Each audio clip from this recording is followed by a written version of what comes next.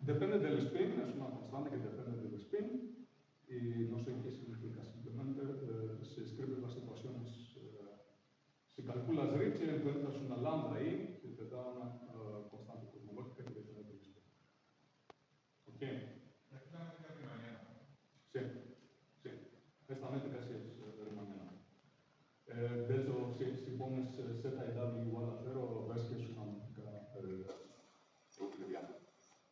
Ok, entonces hay ciertas sorpresas aquí. Tenemos el espacio de estados cuánticos proyectivo, tiene una métrica natural y esta métrica es una solución de las ecuaciones de Einstein con una constante cosmológica. Muy bien. La manera un poco más formal de llegar a esta métrica, yo aquí, bueno, consideré estos círculos y calculé la mínima distancia entre los círculos, pero la manera que van a ver en libros es la siguiente. Tenemos una proyección de Hilbert al espacio proyectivo. Y como esta proyección manda un número más grande de dimensión a uno más pequeño, si yo tengo aquí un vector tangente como este X en el espacio proyectivo, hay muchos vectores que se proyectan a este mismo X. Entonces no es un mapeo uno a uno, es una proyección donde todo un círculo se colapsa en un punto. Entre todos estos vectores hay uno que aquí lo dibujo con rojo, que es ortogonal al estado psi donde estoy en Hilbert. Y esto lo llamo X ortogonal. Entonces, para cada vector tangente, aquí tengo un único vector X ortogonal en Hilbert. Si ahora me dan dos vectores tangentes en el espacio proyectivo aquí, su producto interno, según la métrica esta de Fubini-Studi, es el producto hermitiano en Hilbert entre X ortogonal y Y ortogonal y solo como la parte real. Esta es la definición, digamos, analítica de la métrica de Fubini-Studi en términos del producto interno en el espacio de Hilbert. Muy bien. Y entonces la parte real del producto interno en Hilbert me da la métrica, básicamente. Y ahora la pregunta natural es, ¿y qué pasa con la parte imaginaria? El producto interno en Hilbert es un número complejo, en general tiene una parte imaginaria. Bueno, para responder esta pregunta vamos a hacer una versión de mecánica cuántica completamente real. Nos vamos a deshacer por completo de los complejos. A ver cómo lo podemos hacer esto. Primero, bueno, uso el ejemplo de spinor medio. Un estado en Hilbert se da por un spinor, Z0, Z1, que son ambos complejos. Los separo en parte real e imaginaria y ahora asocio a este spinor un vector real donde vienen primero las dos partes reales y luego las dos partes imaginarias. Todos estos numeritos son reales. Ok, entonces simplemente tengo obviamente la misma información en este vector como en este, pero aquí todo es real. Bien, lo que tengo que hacer a continuación es, en el Hilbert puedo multiplicar cosas por i. Y es fácil ver que multiplicar este por i es lo mismo que multiplicar este vector real por esta matriz 4x4, J. Entonces, esta matriz juega el papel de la unidad imaginaria i. Y por supuesto, este j al cuadrado me da menos identidad, como debe ser, porque representa i. Entonces, nos hemos dejado atrás los complejos, podemos multiplicar por i sin usar i, y ahora podemos escribir el producto interno en Hilbert, su parte real y su parte imaginaria, en términos de estos vectores reales y matrices 4x4, en este caso G y omega, que tienen la información de la parte real y de la parte imaginaria. Y por la simetría del producto interno podemos deducir que esta matriz G es simétrica, mientras la otra, la omega, que le da la parte imaginaria, es antisimétrica. La matriz simétrica G me da la métrica, como es natural. La matriz antisimétrica de la parte imaginaria naturalmente define una estructura simpléctica espacio de Hilbert. Ambos estos son estructuras métrica y sinclética en el espacio de Hilbert. Y cuando proyectamos de Hilbert al espacio proyectivo, pasan ambas sobre el espacio proyectivo. Entonces, el producto interno en Hilbert hereda al espacio proyectivo dos estructuras, a través de su parte real una métrica, a través de su parte imaginaria una estructura simplética. Ok. Bueno, si lo hago esto para spin medio, donde el espacio proyectivo es la 2 esfera, veo que la estructura simplética que obtengo ahí es simplemente seno z de phi, que es simplemente la forma de área sobre la esfera. Ahora, como físicos, cuando tenemos una estructura simplética, inmediatamente pensamos en variables conjugadas, posiciones y momentos conjugados, y queremos escribir esta estructura simplética como dp por dq. Y si lo hacemos aquí, bueno, una elección obvia de Q es el phi. Puedo poner Q igual a phi, entonces este de phi es de Q.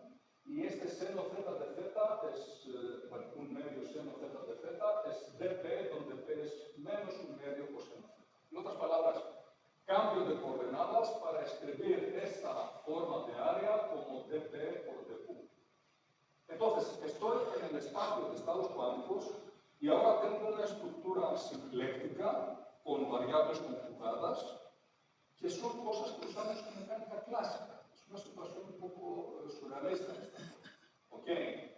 Me gustaría, ya que tengo la estructura simplética, hacer mecánica clásica en el espacio de estado cuántico.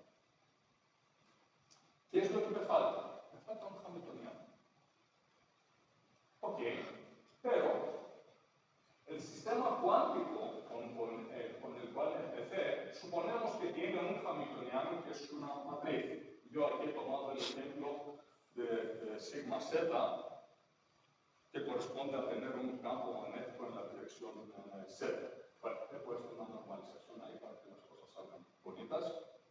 Lo que propongo ahora es lo siguiente: si tienen ese operador, pueden ir a un punto del espacio de estados cuánticos, este punto representa un estado, pueden calcular el valor de expectación de este hamiltoniano en este punto, esto les va a dar un numerito, y lo pueden hacer a todos los puntos del espacio de estados, y así obtienen una función, que es el valor de expectación del hamiltoniano cuántico. Esta función la van a expresar en términos de p y q en lugar de z y phi. Y si lo hacen en este caso, el valor de expectación es menos un medio coseno z, que es exactamente mi p. En otras palabras, para este ejemplo, el hamiltoniano clásico que corresponde al cuántico es exactamente p. No es cuadrático en p como suele ser un hamiltoniano, es lineal en p. Y teniendo este hamiltoniano, puedo ahora escribir las ecuaciones de Hamilton, que son que Q dot es parcial de h con respecto a p, entonces es 1, y esto me da que phi de t es t, en otras palabras, phi aumenta de manera lineal con el tiempo, mientras p dot es 0, o sea, z es constante. ¿Qué representa esto? Precesión, que es exactamente lo que me dice la ecuación de Schrödinger también. Entonces, estamos en una situación que, en principio, estamos en el espacio de estados cuánticos, estamos en un estado inicial, y parecería que tenemos dos posibles evoluciones. O tomar el estado y evolucionarlo con Schrödinger, como sabemos en mecánica cuántica, o calcular el hamiltoniano que corresponde a este operador, el hamiltoniano clásico, escribir las ecuaciones de Hamilton y evolucionar el mismo estado de manera clásica. Y lo interesante es que hay un teorema que dice que las dos evoluciones son idénticas. Siempre. Lo cual, ¿qué significa? Significa que toda mecánica cuántica se puede formular en términos de mecánica clásica hamiltoniana. Lo cual, por alguna razón, no está en los libros de texto tan enfatizado como debería ser. Ok, esto suena interesante, pero hay más cosas que podemos aprender de este acercamiento geométrico. Por ejemplo, ¿se acuerdan que dije que para calcular el producto interno aquí con la métrica de Fubini-Study, esto es el espacio proyectivo, tienen que ir al Hilbert y encontrar la preimagen que es ortogonal a psi? Muy bien. Entonces, consideren aquí un estado psi que evoluciona según Heisenberg, según la ecuación de Schrödinger. Entonces, su velocidad, psi dot, es menos i por el hamiltoniano aplicado sobre psi. Entonces, esta es la velocidad phi. Esta es la velocidad. Se proyecta en el espacio proyectivo, pero para calcular el tamaño de phi tenemos que encontrar phi ortogonal. Y ahora es un calculito muy sencillo de media línea, calcular phi cuadrado como el módulo de phi ortogonal al cuadrado, que si lo hacen, verán que sale igual a la incertidumbre de energía al cuadrado. En otras palabras, si están en el espacio de estados cuántico y estos estados evolucionan como un hamiltoniano, la velocidad que tiene cada estado es exactamente igual a la incertidumbre en energía en este estado. En particular, si el estado es un eigenestado de hamiltoniano, donde la incertidumbre es cero, el estado no mueve, la velocidad es cero. Y los estados que se mueven más rápido son los que maximizan delta E, la incertidumbre en la energía. Bueno, esto cuesta como una línea de álgebra para demostrarlo, esta cosilla aquí. Y ahora miren qué vamos a concluir de esta observación. Bueno, seguro habrán visto en cursos de mecánica cuántica el principio de incertidumbre entre energía y tiempo. Y es un principio muy discutido porque, bueno, tiempo no es un operador, entonces no es el principio de siempre, es un caso especial, y de hecho hay como 20 versiones distintas, que todas reciben el mismo nombre, pero son cosas diferentes. Y aquí les voy a dar la número 21. Bueno, ¿qué es lo que hago aquí? Consideren dos estados, psi y phi, que son ortogonales entre sí. Si paso en el espacio proyectivo, dos estados ortogonales, si los conecto con una geodésica de esta métrica de Fubini-Study, la longitud de esta geodésica es phi, siempre. Entonces, en el espacio de estados cuántico proyectivo, estados ortogonales siempre tienen distancia phi, y de hecho es la máxima distancia que pueden tener dos estados. ¿Ok? Muy bien, entonces, en esta grafiquita aquí tengo los dos estados y los conecto con esta curva azul, que es la geodésica que lo conecta. La llamo C0, y esta tiene longitud pi. Y también los conecto con otra curva arbitraria, C1, que no es geodésica general. Calculo la longitud de C1. Es la integral sobre el tiempo de la velocidad por dt, pero velocidad es igual a incertidumbre en energía.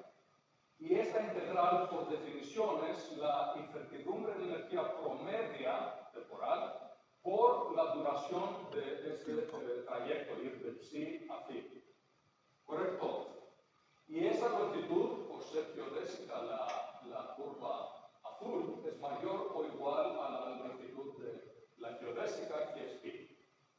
Y de esto pueden, bueno, voy a poner otra vez el h bar. En la ecuación pueden llegar a esta relación de incertidumbre que dice básicamente que cualquier curva que no es geodésica tiene una longitud mayor que la geodésica. Y es una versión más del principio de incertidumbre energía-tiempo. Obviamente, para el argumento no necesito que los estados sean ortogonales. Bueno, esto simplemente simplifica un poco, pero lo puedo hacer para cualquier dos estados y siempre el contenido de esta relación es que cualquier curva tiene longitud mayor que la geodésica. ¿Ok?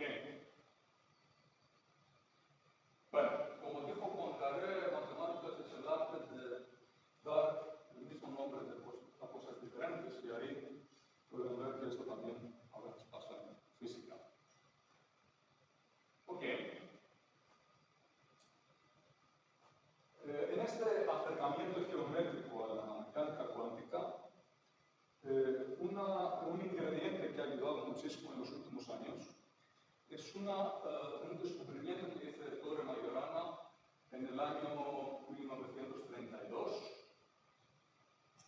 En este artículo, que salió en italiano, ahí está la nota, es solo un párrafo en este artículo donde da su receta. Lo que propuso Majorana en este artículo es que cada estado de spin J se puede representar por 2J puntos sobre la esfera metálica. ¿Ok? Esto lo sabemos ya para spin medio. Para spin medio sabemos que cada estado de spin medio se representa por su valor de expectación sobre la esfera, que es un punto. Pero se generaliza para cualquier spin. Entonces, por ejemplo, un estado de spin 10 se puede explicar por 20 puntos sobre la esfera, sin ordenamiento. Los puntos son sin ordenamiento, son todos idénticos, digamos. Ok, y aquí está la receta que dio Majorana para encontrar estos puntos. Dijo, bueno, tomen el estado, escríbenlo en la base de SZ, que tiene estos componentes, use estos componentes como coeficientes en un polinomio complejo. Bueno, como ven, van multiplicados por algunas constantes numéricas que da Majorana, son especiales, y él dice qué exactamente tiene que ser.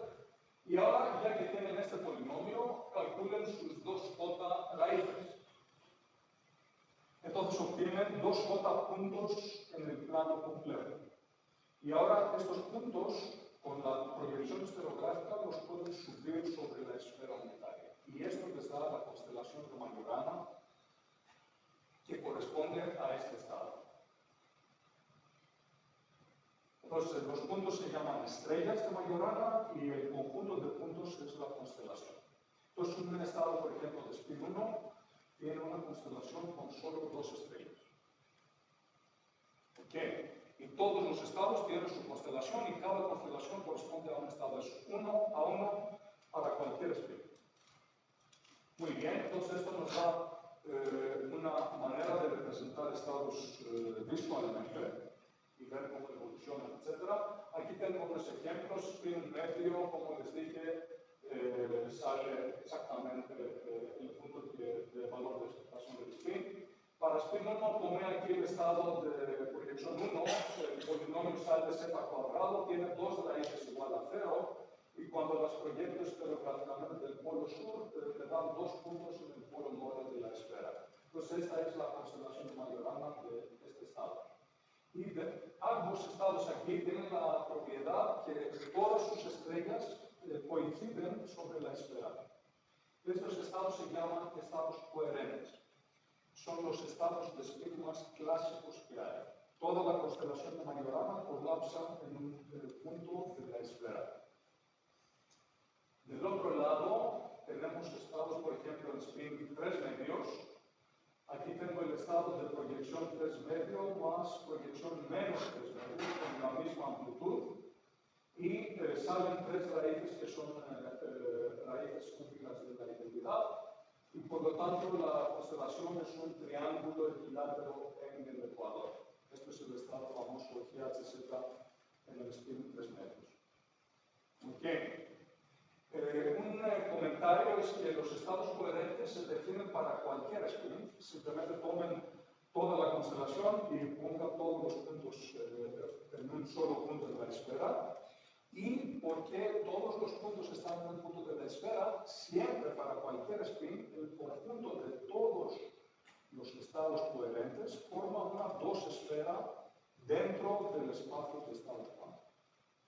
Ok, para cualquier spin. Los coherentes siempre son una dos-esfera metida ahí dentro del espacio completo. Ok. Bueno, esta constelación de Majorana, la receta que acabo de dar suena un poco así misteriosa. Y la pregunta es, bueno, ¿hay alguna definición operacional de esta constelación de Majorana? ¿Es algo que se puede ver en el laboratorio? Y la respuesta es que sí, y aquí tiene, por ejemplo, un artículo de 2017 donde estos son resultados experimentales y pueden ver que el máximo de estas divisiones define unos puntos sobre la esfera y son exactamente las estrellas de Majorana que corresponden al estado. Entonces, estas constelaciones se pueden medir y se han medido hasta, bueno, aquí spin 10 en 2017. ¿Okay? No son cosas así completamente abstractas, son medibles. Pero todavía está la pregunta físicamente, ¿qué significan estas direcciones de las estrellas de Majorana? Y la respuesta más directa que yo sé es simplemente, por ejemplo, aquí tengo un estado de spin 1 que tiene una constelación de dos estrellas, N1 y N2, son dos puntos en la esfera. Este estado, los matemáticos nos dicen que se puede ver como un estado de dos espinos y medio, donde el primer espino y medio está en la dirección N1, el segundo N2, esto es el primer término aquí, y luego tenemos que simetrizar sumando todas las permutaciones, en este caso solo una, donde el primero va en la dirección N2 y el segundo en la dirección N1. Pero si tienes, por ejemplo, spin 3 medios, ahora tienes 3 estrellas y tienes que sumar las 6 permutaciones que simetrizan el estado bajo permutaciones. Entonces, las direcciones de las estrellas de Majorana son exactamente las direcciones de spines y medio que tienes que simetrizar para reconstruir el estado a partir de spines y medio. Esta observación nos permite concluir, por ejemplo, muy fácilmente lo siguiente. Les doy aquí un estado arbitrario de spin 1, que tiene dos estrellas en la esfera unitaria. Y les pregunto, ¿hay algún estado coherente que sea ortogonal a este? Y la respuesta muy fácilmente es sí, el estado coherente que tiene dos estrellas iguales tiene que ser o antipodal a N1 o antipodal a N2. Es fácil ver que en este caso el producto interno entre los dos, como N1 es ortogonal a menos N1, va a dar 0. Entonces tenemos el resultado general que si les doy cualquier estado de spin J, hay dos J estados coherentes que son ortogonales a este estado. ¿Ok? Y son los estados coherentes en las direcciones antipodales a las estrellas de Majorana del estado. Muy bien. Ahora vamos a ver algo extraño. Les quiero mostrar qué tan contraintuitivo puede ser la geometría en estos espacios con esta métrica. Entonces, la pregunta que quiero hacer es la siguiente. En el espacio de estados cuánticos tengo dos esferas. La primera es la esfera de estados coherentes, que como hemos visto existe para cualquier spin y siempre es una dos-esfera, es una esfera de dimensión solo 2. ¿Cuál es la segunda esfera de la que estoy hablando? Bueno, aquí hay un diagrama. La segunda esfera la construyo de la siguiente manera. Elijo un estado arbitrario psi en el espacio de estados cuánticos y ahora busco todos los estados que están ortogonales, que son ortogonales a este psi. Como ya dijimos, si son ortogonales a psi, su distancia de psi es pi. Entonces, todos estos estados que son ortogonales a psi están a la misma distancia de psi y por lo tanto forman una esfera como se llama geodésica. Entonces tengo un punto y elijo todos los puntos que están a distancia pi alrededor de este punto. Fíjense que la primera esfera, la esfera de estados coherentes, está donde está, es fija, digamos, pero la segunda depende del punto psi que elegí yo para hacer la construcción. ¿Ok?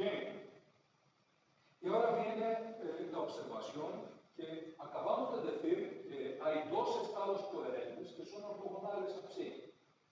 Entonces, esta esfera de estados coherentes tiene que ser tangente a la otra en dos puntos. Por eso estas dos orejitas a la esfera.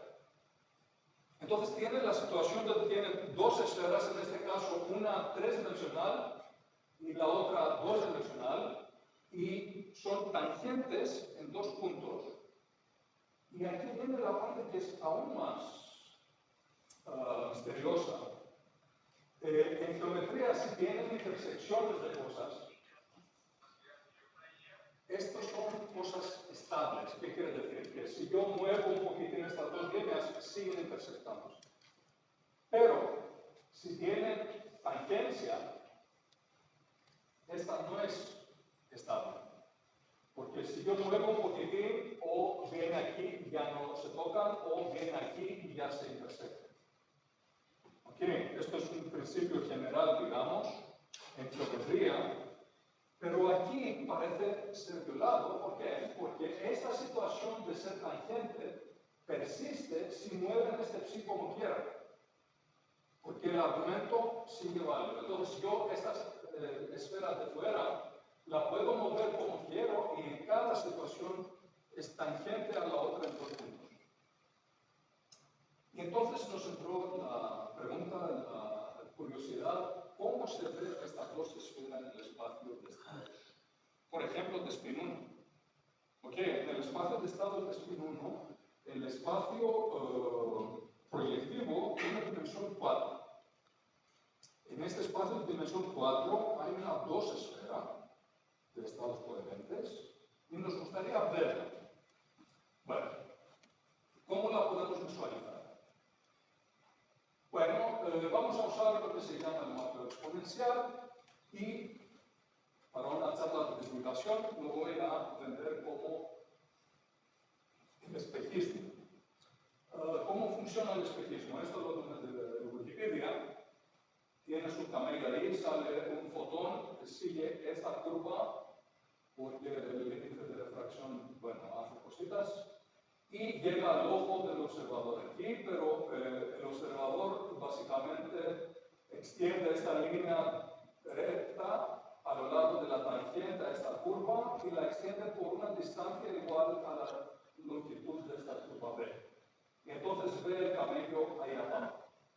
¿Correcto? Vamos a hacer esto mismo construcción en el espacio de estados cuánticos.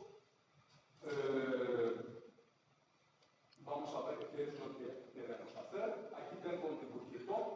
Me voy a parar como observador de su nodo, en caso de que no se la me voy a parar sobre el estado psi. Y miren, un estado coherente que llamo el punto A aquí, voy a calcular la geodésica que lo conecta con mi ojo. Voy a ver cuál es la tangente aquí, voy a extender esto en línea recta por una distancia igual a la longitud de esta geodésica. Y entonces voy a ver el punto A en la posición A', como si fuera espejismo. Y entonces toda la esfera de estados coherentes, que es esta curva morada, va a aparecer en esta posición, en el espacio tangente, en el punto psi. Bueno, los cálculos son medio pesaditos, pero todavía se pueden hacer de manera analítica. Y los hemos hecho. Y mientras hacíamos el programa nos preguntábamos qué es lo que vamos a ver.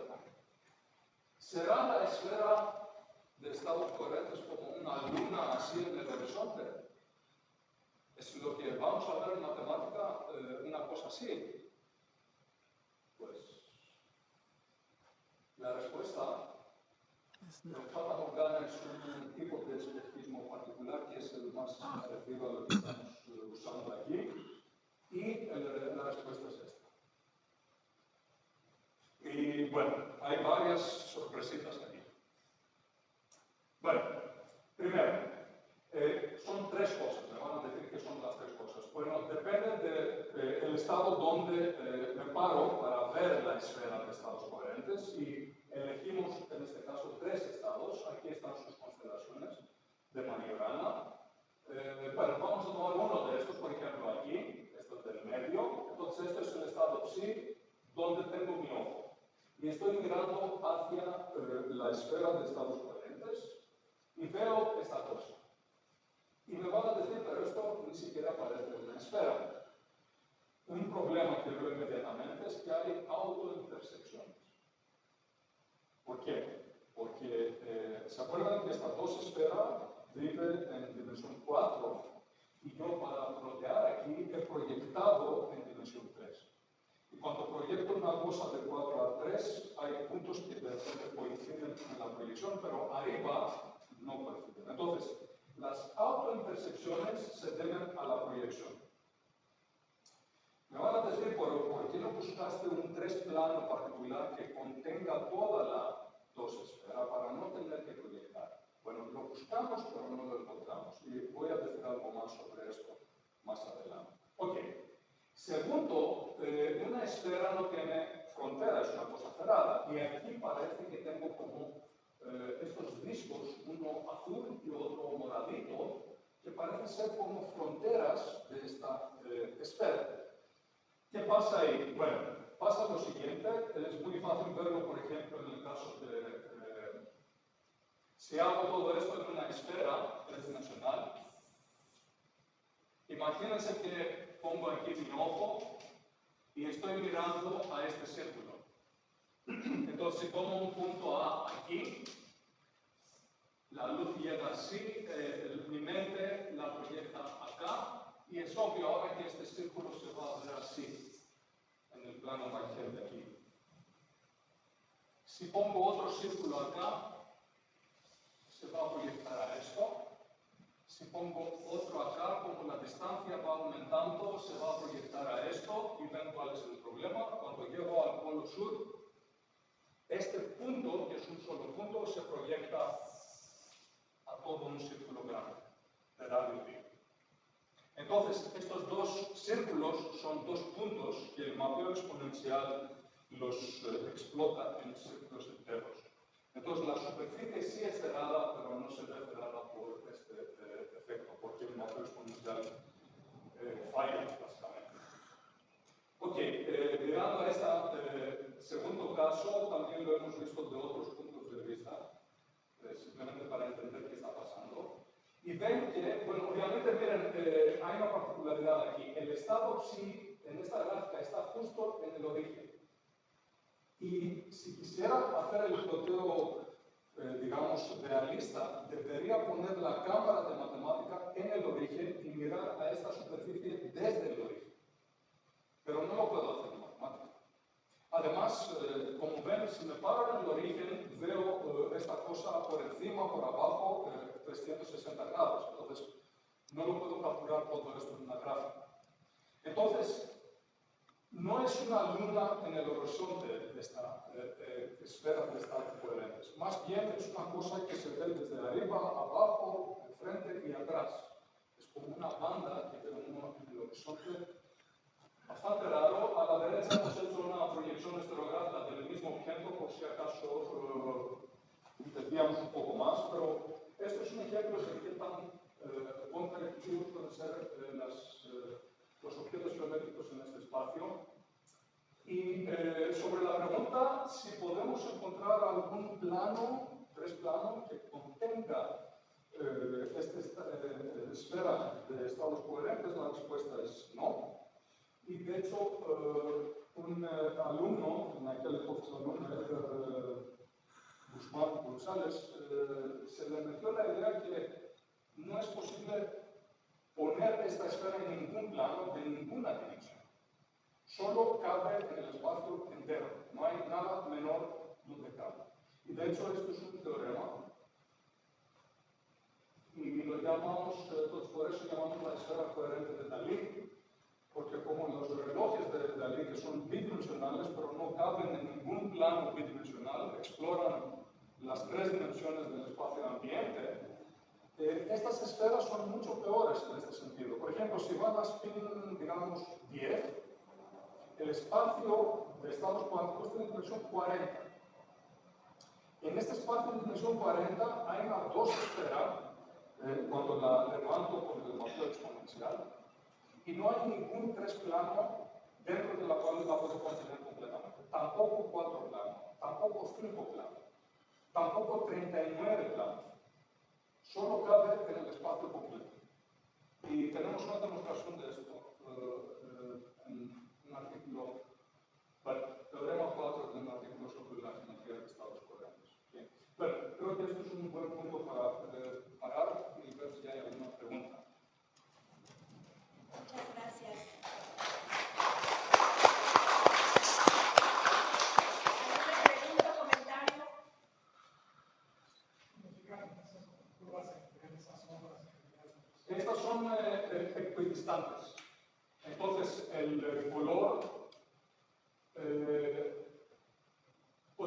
distancia. Entonces, todos los puntos que están, por ejemplo, en una de estas más oscuras, tienen la misma distancia del origen. ¿Ok?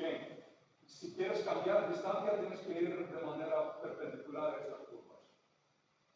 Y la más cercana está aquí, y ves que, digamos, el paso aquí del cambio de distancias se hace más grande, exactamente porque la derivada se hace cero. Sí. ¿Puedes volver a la gráfica donde explicaste cómo visualizar desde un punto dado la esfera de su padre? Ahí no entendí bien. Tú decías, tomo un punto A de la esfera de estados coherentes, lo llevo hasta un estado psi por una geodésica. Tomo ahora el espacio tangente, ¿sí? Tomo el espacio. Que es un espacio vectorial. Sí. Y en este espacio pongo una línea recta Es tangente a la geodésica. a la geodésica. Y tiene longitud igual a la longitud de la geodésica. Entonces, de esta manera traigo... Perdón. Si la línea B es una geodésica y la línea A es una geodésica, A no es la línea A' no es geodésica, es línea recta en el espacio tangente. El espacio tangente es un espacio vectorial, como R4. Exactamente. Es una línea recta en matemática, que tiene la dirección de la tangente y la longitud de la geodésica. Entonces traigo toda la imagen en el espacio tangente, en un espacio vectorial que puedo visualizar en matemática. No entendía cómo pueden tener dos geodésicas. ¿Alguna otra pregunta? ¿Tenemos preguntas? Perfecto.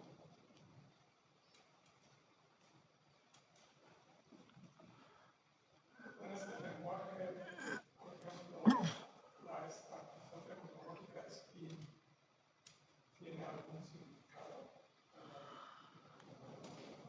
Es algo como S por S más 2 por S más 4 entre 12. Digo, bueno, es una expresión, depende del spin, es una constante. ¿Qué significa que la métrica de estudio sea una solución a las ecuaciones de Einstein? Nadie sabe. Pero es un hecho. En 12 casos es la constante cero. Quizás por un medio, pero en general no lo es.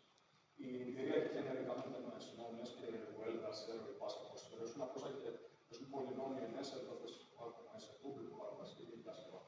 No sé si en el principio tiene cero, pero será en un valor o algo así. Muy bien. Perdón, adelante. En tu resumen mencionaste algo relacionado con la fase de Bernoulli. Sí, bueno, si tiene como media hora más, ahí viene todo lo de la fase de Bernoulli y cómputo cuántico, pero no tienen, bueno, ahí empieza la cosa. Bueno, yo mandé el resumen hace como 2 semanas o quizás menos, pero luego me puse a hacer la plática y vi que a los 55 minutos estaba donde terminé ahora. Entonces dije que bueno, lo del cómputo cuántico tengo que dejarlo. Entonces, ahí está en la plática, pero decidí no intentarlo porque sería demasiado correcto.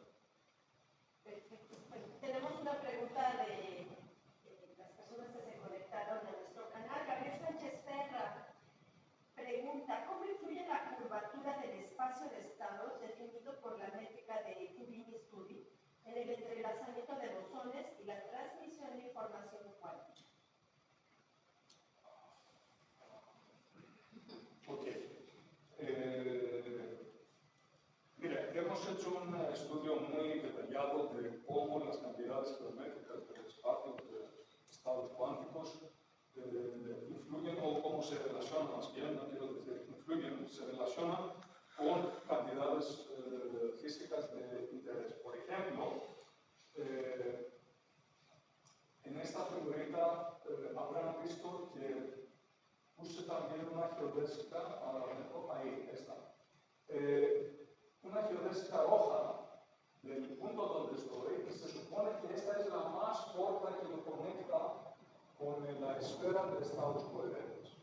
En otras palabras, la longitud de esta curva, de esta geodésica roja, me dice cuál es la distancia del estado psi de la esfera de estados coherentes. Esta longitud se usa como el llamado la medida geométrica del enredamiento. ¿Ok? Entonces, mientras más cerca está el estado a la esfera de estados coherentes, menos enredamiento tiene. ¿Por qué? Porque los mismos estados coherentes, vistos como espines submedios, son n tensor n tensor n, entonces son un estado separable. Se puede escribir como un producto tensorial de K factores. Entonces, el enredamiento sobre la esfera misma es cero. Y la distancia esta se usa como medida de enredamiento. Es difícil calcularla por lo general. Pero, bueno, no es fácil responder la pregunta. Hay muchas cantidades geométricas que se relacionan con cantidades físicas. Una de estas es la curvatura. Otra, por ejemplo, es si yo tengo una evolución de un estado por una curva arbitraria, puedo calcular su aceleración. Ya vimos que la velocidad tiene que ver con la incertidumbre de energía. La pregunta es entonces, ¿la aceleración con qué tiene que ver? Y la segunda aceleración, y tenemos respuestas para estas cosas. ¿Okay? Entonces se relaciona con momentos más altos de la energía y hay relaciones muy interesantes también con fase geométrica acumulada a lo largo de una curva, pero no es fácil ahora explicar cómo surgen estos. Pero sí hay relaciones entre cantidades geométricas y cantidades físicas. Excelente. Eventualmente, si Gabriel quiere saber más sobre el tema, le pedimos que te escriba para que abunden sobre este tópico. Te manda saludos desde Juchitán, Oaxaca. Desde el Instituto de Superaprendizaje preguntan, ¿las estrellas de Majorana son partículas de Majorana? No, absolutamente no. Las estrellas de Majorana son puntos en una esfera, viven en nuestra cabeza, corresponden a direcciones especiales en el laboratorio, entonces son medibles, pero no tienen que ver con partículas físicas, son simplemente una construcción geométrica. Muy bien. ¿Alguien más? ¿Alguna otra pregunta o comentario? Sí, por favor. Me ha confundido un poco la equivalencia que existe en la ecuación terciaria que se puede describir como la evolución clásica. Entonces, los estados cuánticos también se incluyen en esa evolución o cómo es la cosa. Bueno, los estados cuánticos son puntos en el espacio de estados cuánticos. Entonces, el espacio de estados cuánticos es una variedad y tienen naturalmente una estructura simpléctica que viene de Hilbert directamente. No es importada de nada, es producto de Hilbert. Entonces, estando en esta variedad, si yo ya tengo una estructura simplética y si he tomado un curso de mecánica clásica, digo, por favor, dame un hamiltoniano y ya puedo evolucionar cualquier punto según ecuaciones de Hamilton. Pero si tu sistema cuántico ya tiene un hamiltoniano cuántico, una matriz, este define un hamiltoniano clásico por el valor de expectación. Entonces, si me das un sistema cuántico, yo construyo un sistema clásico en el mismo espacio donde viven las cosas cuánticas y aplico ecuación de Hamilton. Y evoluciona el sistema y la evolución es idéntica a la de Schrödinger. Entonces, es una formulación equivalente de mecánica cuántica. Solo que no usa jamás mecánica cuántica. Solo Compañera.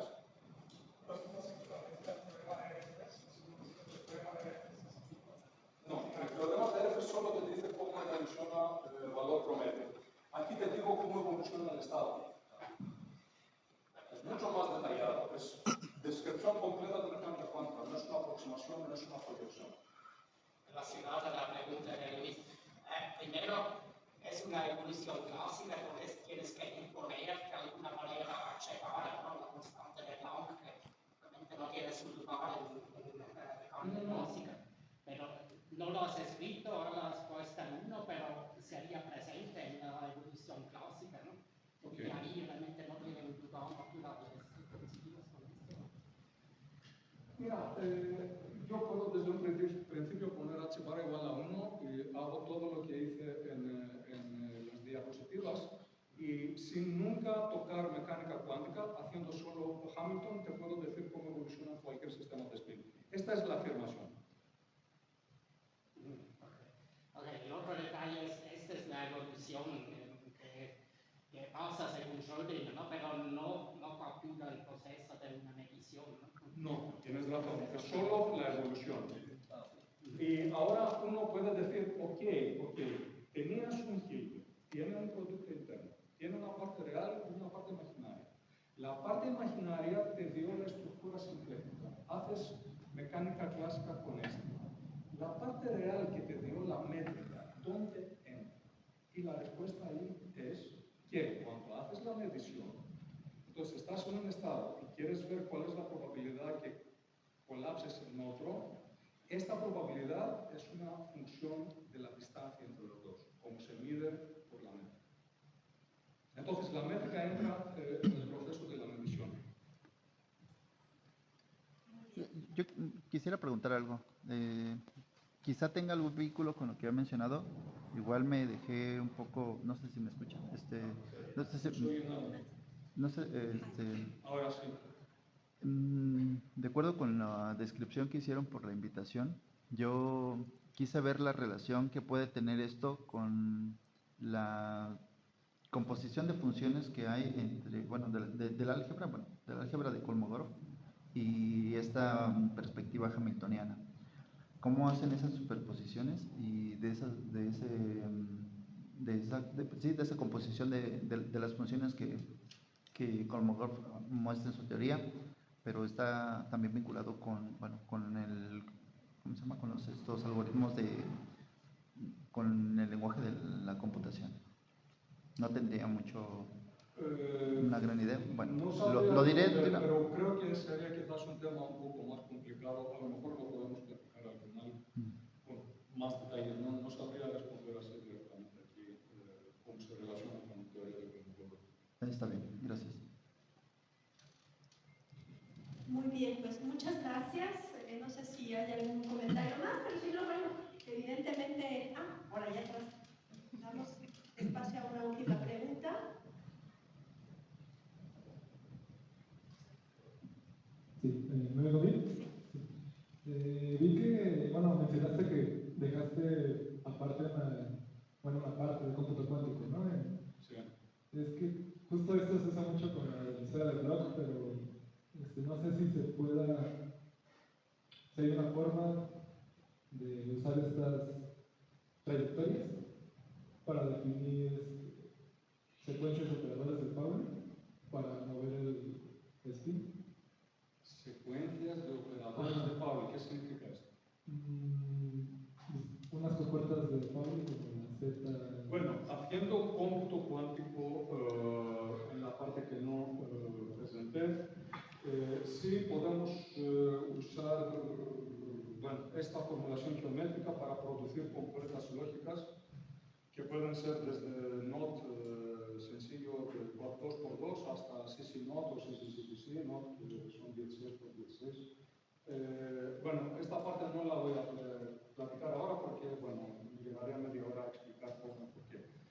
Pero la respuesta corta es que sí hemos mirado a aplicaciones de este enfoque geométrico al cómputo cuántico y hemos podido realizar compuertas lógicas que tienen una ventaja muy, digamos, llamativa, que son completamente inmunes a ruido. Entonces, la compuerta se define por la información topológica de una curva en el espacio de estados cuánticos, pero es la clase de homotopía de la curva que decide la compuerta. Entonces, si empiezas esta curva a moverla por ruido o lo que sea, la compuerta no entiende nada. Ninguna deformación continua de la curva afecta la compuerta. Entonces, es una implementación de cómputo cuántico robusta. Y también me quedo duda con lo que dijiste de que se puede medir el entrelazamiento con la esfera. Si la distancia de la esfera es una medida del entrelazamiento del estado. Entonces, si fuera como fuera más como un huevito donde estaría entre nosotros. No, tienes una esfera metida ahí dentro del espacio de estados cuánticos y mientras más lejos estás de esta esfera, más entrelazado es el estado donde estás parado. ¿Ok? Entonces, si buscas estados del máximo entrelazamiento, tienes que alejarte lo máximo posible de esta esfera. Esto es el problema. Muchas gracias. Muy bien, excelente. Pues le damos un fuerte aplauso al doctor Cristianari.